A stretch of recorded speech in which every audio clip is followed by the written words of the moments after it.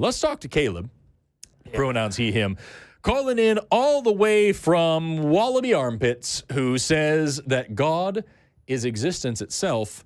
Caleb, you were on the Atheist Experience with Jay, Mike, Objectively Dan, Well, to be fair to Caleb, it is a question, so I'm not sure if that's what Caleb thinks. It is a question. Caleb, you may believe what I just said. You definitely believe. Hi, how are you? Yeah. Welcome to the Atheist Experience. Hi, how are you guys doing? Good. Great, man. Doing great. Good. Yeah. So I put that question in. I didn't have that was just kind of the best way that I could word it. But basically, let me explain it like this. So I just came from Mass. I'm Catholic, but not very sure. I'm mostly sure I'm Catholic, but I'm not 100%. And I had this conversation with a friend right after Mass. I asked him, I'm kind of struggling. I'm not sure God is real. I'm not confident that he is. I can't walk up to somebody and say, hey, I know God's real. Here's how I know. I can't be completely sure of that. And so I just tried asking him from the view of a skeptic because, my parents raised me to be skeptical about other people. And I still try to be like that mostly. And I asked him my friend, how do you know God's real? And he's like, okay, well, I have a problem with the question. I was like, what do you mean? And so he said, God, you can't say that you prove God exists because God is existence itself. Sure, it's like saying, does existence exist? He says, that basically doesn't make sense. And so I was like, okay, well, can you, go do you a little think bit that further makes? into that? Do you think that statement makes sense? I mean, what I know that existence is real. We can all understand that the universe, everything around us is real. It exists. How do we, that demands an explanation.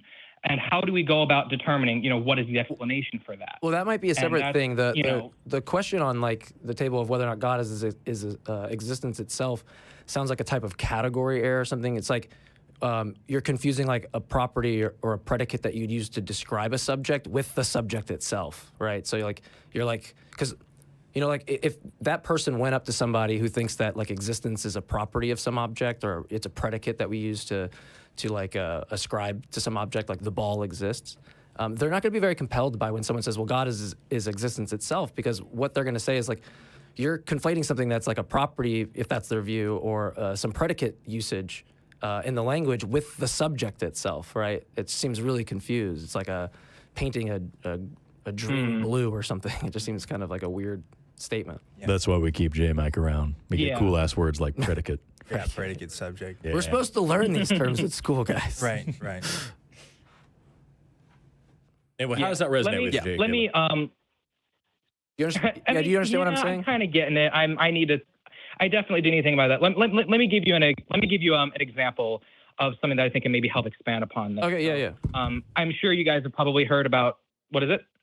No, go ahead. No, yeah, go ahead. Oh, sorry, I'll go on. So I'm sure you guys have heard about St. Thomas Aquinas. He's one of the most famous philosophers and theologians in the Catholic Church. Yeah. And one thing that he really liked studying Aristotle, and he liked learning about how he perceived what is existence, what is essence, all these nebulous concepts. And he basically made an observation, and I think this observation makes sense, but I want to hear what you guys think. So basically, I thought a lot about the Aristotelian proof and emotion. Thomism, so I'm definitely down to talk about it. Yeah. Awesome. Yeah. Well, so basically it's kind of like this. So we can see things move, we observe things moving, maybe not even just physical things, but just the nature of things change over time. We observe that change is always a force and that things move. Well, so basically we know from our experience that when something moves, something has pushed it, because that's all of the evidence that we have. We don't have any firsthand examples of something moving that didn't push it, or something that changed that didn't make it change, or anything like that. And that you want real quick, just for brevity, just real quick, you're thinking of this idea you have the hand and a stick, and you push the stick, which your hand moves the stick, which moves the ball, right? And then that moves the ball rolling, or it hits another rock. You're what you want to do is talk about some types of considerations from motion.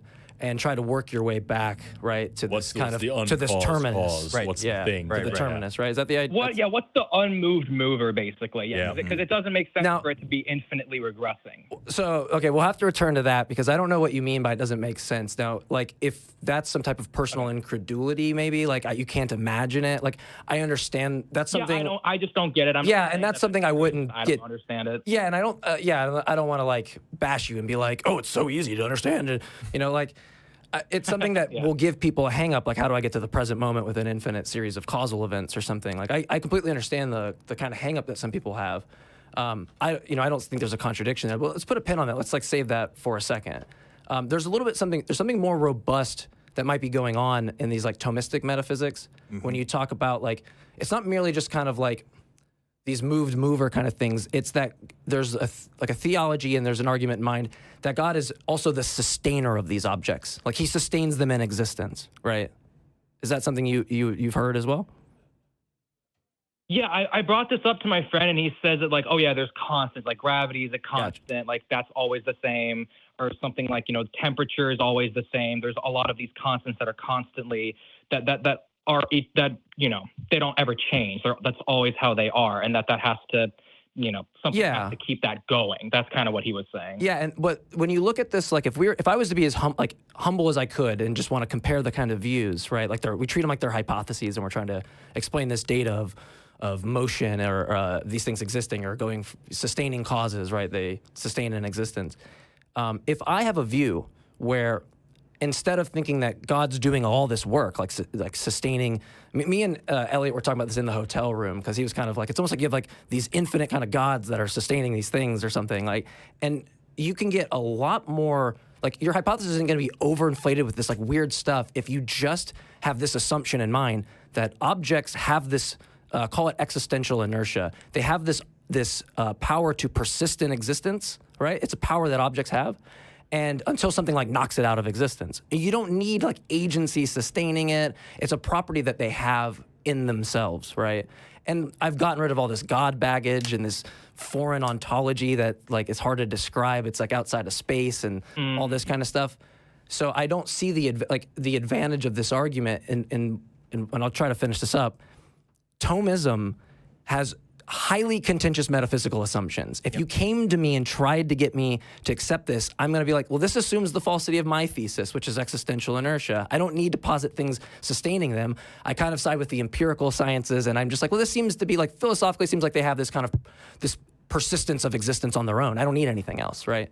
But I don't know what you think about that. I'm just kind of pointing out that in order to kind of get off the table, before we even get to like certain premises, of this argument, I'm going to have to accept highly contentious and dubious metaphysical assumptions that a lot of philosophers just think are dog shit, right? Yep. So Yep.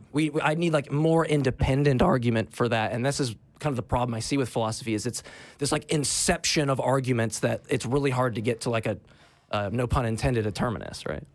This is why we keep J. Mike around. That's right. Sorry, I'll shut up We now. get terms like Thomistic metaphysics. That's right. Well, Caleb, hopefully this is resonating with you because I'm sure you're around people Yeah. that talk about this kind of stuff a lot, right? Yeah, definitely. One of the reasons why I ended up going a Catholic route is because they didn't say like, oh, you just have to believe because it's just God made the world. You just have to read the Bible. It's like, no, we're going to respect your intelligence a little bit more and say, Sure. okay, well, you're trying to explain it. Asking deeper questions as to why are you asking these questions, or it goes further than that, or that you can be rational and also believe and that they complement one another. Like even if it's not necessarily true, like it definitely does resonate with me. But it's honestly, if I'm going to be honest, a lot of this does kind of go over my head. I'm still kind of. Well, it goes over my head too. I'm not a philosopher by any stretch of the imagination. Are you saying it's very contentious kind of stuff? Sure, Well, right, sure, yes. yeah. Here's Words- another. words Here's are a great. secondary That's the critique. problem with it. Yeah. Here's a secondary critique you can take with this, right? Like, you were talking about Thomas Aquinas. Obviously, he was influenced by Aristotle, right? And the reason why he's doing that is the Greeks were doing better philosophy than what anyone else was doing back in the day. They had to make these ideas make sense because the Bible doesn't make sense, and the God of the Bible doesn't make sense, right? That's why you see that secondary sort of shift in Christianity between the New Testament versus like the Old Testament. That's why like the God of the New Testament looks so different. Like there is a shift in this idea of what God is, and of course Aquinas was inspired by that and all these other Catholic philosophers and stuff, right? So like if you really look at the character of God and how he's described in the Bible, that isn't really consistent with a lot of these sorts of universalist claims that they make about God anyway. Like he seems to have a particular character and exist in space and time in various capacities. Isn't divinely simple. Isn't divinely simple. Yeah, there's all kinds of other takes you can do with that don't have to deal with the crazy metaphysical terms and stuff either. And if I could, just really quickly, Caleb, I'm a scientist. I care about evidence and shit. And it's kind of my biggest shit, by the way. Kind of my biggest failing, you talk about St. Thomas Aquinas here, and I, for a few reasons, I'm not a fan. But like, I think if I were you, and I wanted to keep it in this framework of Catholicism and everything like that, I think you're focusing on the wrong St. Thomas. I think instead of St. Thomas Aquinas, I think you should be looking at St. Thomas, also named Didymus in the Bible, who, when Jesus was raised from the dead, when Jesus came back, he met with, depending on which gospel you're looking at, either Mary Magdalene alone or like Mary and the other Mary or like a bunch of people or whatever. Yeah. Eventually, he gets his way to meeting all of his disciples except for Thomas. He meets all these disciples except for Thomas, and all the disciples, all of Thomas's dear friends in faith and fellowship, all come to him and say, our Lord has returned, Jesus is back. And Thomas, who has every reason to believe this, every desire to believe this, says, I do not believe this. I don't believe a word of this until he comes here in front of me. I want to put my fingers in the holes in his hands. Whoa. I want to put my fingers in the holes in his feet. I want to put my fingers in the holes in his side, the hole in his side. I want to know for sure that this is Jesus. I want to show me those toes for sure. He wants to see those holes. And Jesus comes to Thomas and says, here I am. And he says, put your fingers in the holes in my hands and feet and side. And only after Thomas does that, does he then accept who Jesus is and who he says he is. And then in the next line, I believe this is in John, in the next line, it says that Jesus performed many more tests. He showed himself in many more ways. He proved himself in all of these different ways that we didn't write down here. It literally says, the next line, in all these different ways that we will not write down here, Jesus proved himself. Right. And then the next thing you learn is, blessed are those who have not seen and yet still believe. So 2,000 years ago, Jesus Christ himself was totally fine with the idea that you don't have to believe in me unless you can finger my holes yourself. And now here we are in 2025, and you are forced to believe on the words of Thomas Aquinas, some other asshole Thomas, who's like, you know what, though?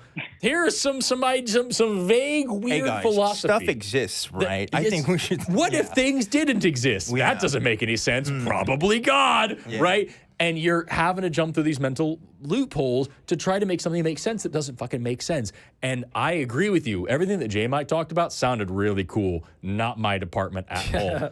And I'm here to just tell you, I don't fucking know. I don't know where this universe came from. I know I have some friends who are physicists that tell me really cool shit. I'm not a physicist, so I don't know. Don't believe in God because Thomas Aquinas told you. Yes. That's the lamest way. And just don't, that's what I'm trying to get at is like, dude, any explanation isn't a good explanation. Yeah. Any explanation isn't the satisfactory explanation. The correct explanation is the one that actually satisfies your mind and actually meets the criteria of some serious fucking reasoning. That's what you should be looking for. Jesus was willing to provide that 2,000 years ago. If you don't get it today, you shouldn't believe. Don't believe because you have to. Don't believe because I don't know isn't satisfying. Believe it when you have a good reason to believe it. And if you don't. That's my argument to you. That's what I would say. What do you think, Caleb? Absolutely. I mean, I can't believe. I mean, ultimately, I'm just looking for truth. That's all I care about. I'm trying to find it, and if I thought, maybe I can find it in religion, but now I'm thinking, I mean, some of it makes sense, but a lot of it doesn't really track, and I just, I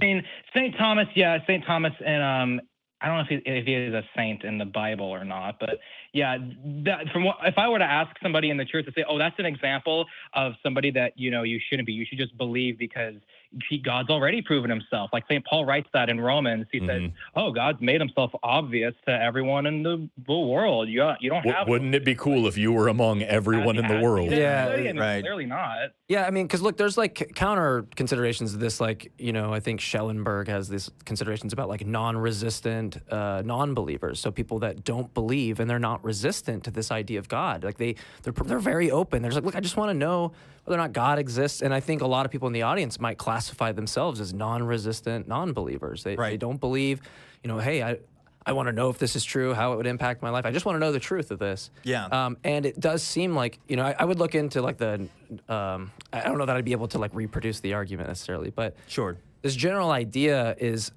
it seems like highly unexpected on this hypothesis of a being that desires to share, its message, the goal, this thing that's like the most important thing we could ever ask ourselves, but people that aren't resistant, like don't get this gift that a bunch of people that, were just maybe born into it, happen to get the right religion, and God's like, that's fine, we'll allow that to go. But this person who's like genuinely, begging, it's like, it's kind of hard to think that like this project of Thomistic metaphysics would be needed. Because to like that's like more than half the population they're gonna be like, dude, I'm checking out. This is a lifelong project, and there's so much shit in this. Right. Like I don't even know where to start. No, it's like the conception of God as this universal being who wants a relationship with people and is also love and is also all these other things. Somehow, like, doesn't care about Aborigines and had to have like people come and tell them about Jesus. Like, why didn't you have that relationship with them in the first place? If you look at the history of Christianity as a religion, it makes more sense to have naturalistic explanations as to why people have these experiences with God and why people have these relationships than just, oh, God just happened to favor these particular people in the Middle East a couple thousand years ago. And that's the God of the universe. Also, is the God of the Old Testament. Also, he's love and he's justice and he's everything else. That lacks clear well, under that view, right? God's love, like under this view, which makes this like incoherent. Were we talking about like theological? It's more of a theological critique than. Yeah, but it's like here's a very big word. You ready? It's like a type of theological non-cognitivism. This idea that it's he just made that up. Yeah, no, it's this idea that it's not propositional. I've heard that before, but I'm not. Yeah, sure. so what does that mean? No, you haven't. Well, so cognitivism is like this idea that it's propositional. So like it is a statement like it is raining. It can be true or false, right? So there's like there's like some type of propositional value. But if I was just like boo murder or like yay charity, right, or something like that, there's some people that would say like, look, I don't think people are expressing propositions when they're saying moral stuff. They're just like expressing their preferences like boo and yay, and that's not like a proposition. Yeah. So similarly with this, what's kind of committed on this view is that God's identical to like every property he has because he's divinely simple and he doesn't have parts or properties and things like that. If you're getting into this divine simplicity doctrine, and that's going to it's going to say something like God's necessary nature is identical to his omniscience, which his omniscience is identical to his omnipotence, which is identical to his omnibenevolence. That doesn't even sound like that's something a person could believe to be true, right? Yeah. So I worry on this view that it's like not even in the category of something that could be believed by somebody because it just turns out to be gibberish, right? Yep.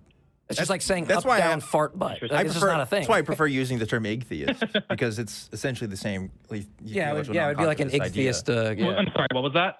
I like to use the word atheist instead of atheist sometimes to describe myself because if God is not a clear, concise idea in and of itself, how can I even say I believe in him or not? There's so many different conceptions of God. We just talked about the Thomistic conception of God. That's very different from what early Christians believe, very different from what Jewish people believed and still do, right? So, it directly contradicts thinking that God is made of parts. Right. So anyway, we don't even know what God is. Yeah. That's what we're coming at. Like, so somebody saying, oh, God is the universe, God is existence, I'm just going to be skeptical of that. I have no idea what that means until I see otherwise. Oh, there's actually probably another object. If someone says something like God is everything or something like that, then you get this weird thing because I can do this like count. I can like there's a water bottle, there's this, there's that, and then I account for like everything. And then now when you say God is everything, God is really just this abstract object. Like it's this abstraction from the things that I have. And so I don't think abstract objects exist, so therefore God doesn't exist. So you would be like presenting me on a platter an argument that I'd be like, okay, well look, I have independent reasons to think that abstract objects don't exist. And if it turns out that you're saying God is everything, and that's just like, well, so it's not just the laptop and this. The God part matters. Okay, well, the only thing I feel like I can do with that is it's some abstraction. I don't think those things exist independent of my mind, and so then God just wouldn't exist on my view. Yeah. If that's what's being said. Oh, hold on. Let me just clarify at least what I've been led to believe. Yeah, sorry. I think that's called pantheism, which is the belief that the universe is God. Like, as far as I know, that's definitely not what the Catholic Church teaches. No, yeah, definitely not. From what I've learned, is that this is his creation, and that God can't, create himself, because then he wouldn't be God. Who would have created God, right? Self-causation would be very hard to do. It's even more nebulous than that. Yeah. It's like being a box within a. It's like has self-contained box, or like it's just creating itself. Like presupposes its existence. It's a whole thing. Also, if this God is real and its chosen representation is the Catholic Church, maybe not a God worth worshiping in the first place, But Caleb, I think we've beaten this, in all different angles. I hope you call us back, and tell us how your journey is going. If you come up with any other answers to what we've talked about, if you come up with any reasons to continue believing, we want to hear them. And I can't wait for the day that you call us back and like, yo, guess what? I'm an atheist now, and I'm doing this. I'm opening a pizza shop somewhere in New England, and I went surfing last weekend. I want to come to like these Catholic churches and hang out with the Aquinas boys. Do you really? I do, because I want to. Does that sound like a good time to you? It does. I want to stand and hear what they have to say and like hear. You and I have different ideas about what a good time is. And then just be like, well. He's a strange man. I don't know if you know, but there's a lot of objections to what you said. Yeah. Anyway, Caleb, I really appreciate your call. I hope you have an awesome rest of your day. We're gonna move on to our last thing of the show. Yeah, you guys. Thank you for calling us. Awesome. Yeah, you guys have a good one. Thanks, Caleb.